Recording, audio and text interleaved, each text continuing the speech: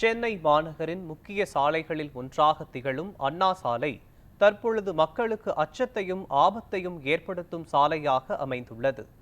இது குறித்த ஒரு செய்தி தொகுப்பை தற்போது பார்க்கலாம்.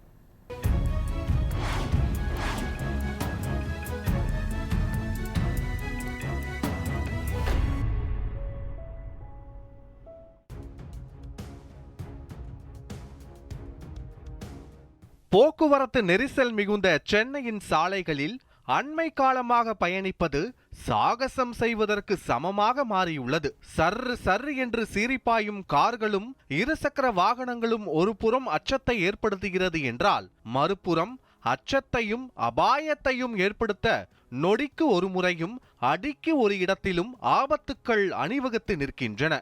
இந்த ஒட்டுமொத்த ஆபத்துக்களின் பேரிடமாக இருக்கும் அண்ணா சாலை பாதுகாப்பற்ற சாலை பயணத்திற்கான பேரிடர் மிகுந்த இடமாக உருவெடுத்துள்ளது.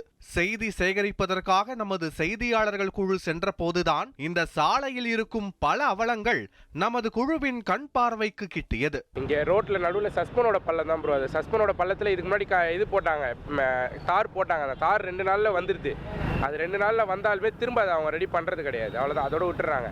நைட்லலாம் வந்து பாருங்க, அது ஒரு இதுலயும் அவ்வளோ ஸ்பீட்ல வர வண்டி ஸ்லோ பண்ணி போவாங்க. ஆக்சிடென்ட் ஆகிறதுக்குலாம் நல்ல வாய்ப்பு இருக்குது. ஆனால் என்னென்னா, இங்கேருந்து ஆப்போசிட்டில் சுற்றி போகிறவங்களுக்கு அப்படி அவ்வளோ தூரம் லாங்கில் வச்சுருக்காங்க. அதுக்கு ஒரு வழி பண்ணல, எதுவுமே இல்லை. அவங்க இஷ்டத்துக்கு வந்தாங்க, க்ளோஸ் பண்ணாங்க, எல்லாமே முடிஞ்சிச்சு.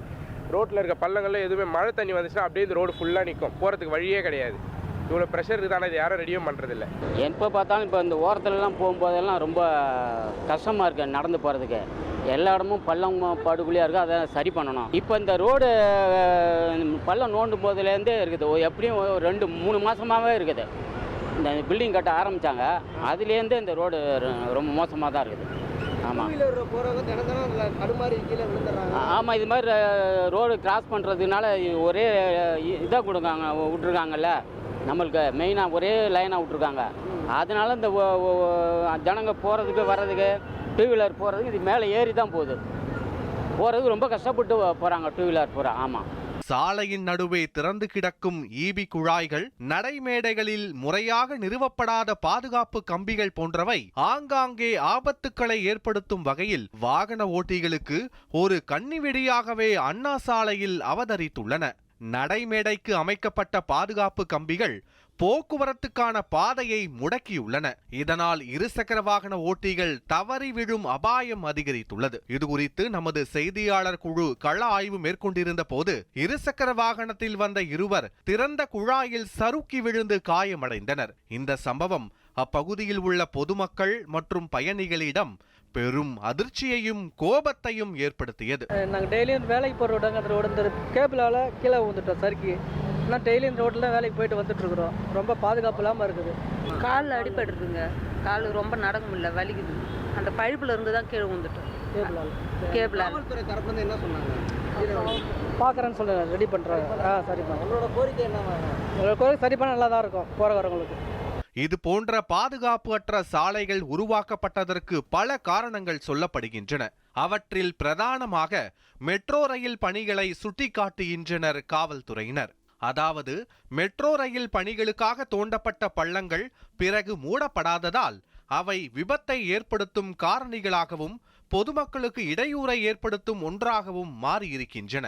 நடைமேடையில் வைத்துள்ள கம்பிகள், சாலையில் சிதறியுள்ள கேபிள் வயர்கள் ஆகியவை பொதுமக்கள் நடந்து செல்லும் பாதைகளில் ஆபத்தை ஏற்படுத்தி வருகின்றன. சாலையில் விழுந்து கிடக்கும் வயர்கள் நடந்து செல்லும் மக்களின் கால்களில் சிக்கி அவர்களை கீழே விழும் அபாயத்தை ஏற்படுத்தியுள்ளன. குறிப்பாக நந்தனம் பகுதியில் இந்த பிரச்சனை அதிகமாகவே காணப்படுகிறது. இதனால் இந்த சாலையில் மேலும் விபத்துக்கள் ஏற்படாமல் தடுக்க மெட்ரோ நிர்வாகம் உடனடியாக நடவடிக்கை எடுத்து சாலையை முழுமையாக சீரமைக்க வேண்டும் என்பதே அனைவரின் பிரதான எதிர்பார்ப்பு. இந்த வழியாக செல்லக்கூடிய ஒரு இருசக்கர வாகனத்தில் சென்று கொண்டிருந்தவர் இருவரும் அந்த ஈபி குழாயின் மூலமாக தடுக்கி அவர்கள் இந்த சாலையில் கீழே விழுந்து விபத்துக்கு அடைந்திருக்கிறார்கள். அதே போலவும் அவர்களிடம் நாம் கேட்ட பொழுதும் இந்த பகுதியில் இருக்கக்கூடிய குழாக்கள் காரணமாக தான் நாங்கள் அந்த சாலையில் நாங்கள் விபத்தை அடைந்திருக்கோம். மேலும் இந்த பகுதியில் இருக்கும் அனைத்து பிரச்சனைகளையும் அரசு முன்வந்து சரி செய்ய வேண்டும் என அந்த பாதிக்கப்பட்டவர்கள் தெரிவித்திருக்கிறார்கள். நியூஸ் 7 தமிழ் செய்திகளுக்காக ஒளிப்பதிவாளர் பரசுராமனுடன் செய்தியாளர் ஹரீஷ் மனோகரன்.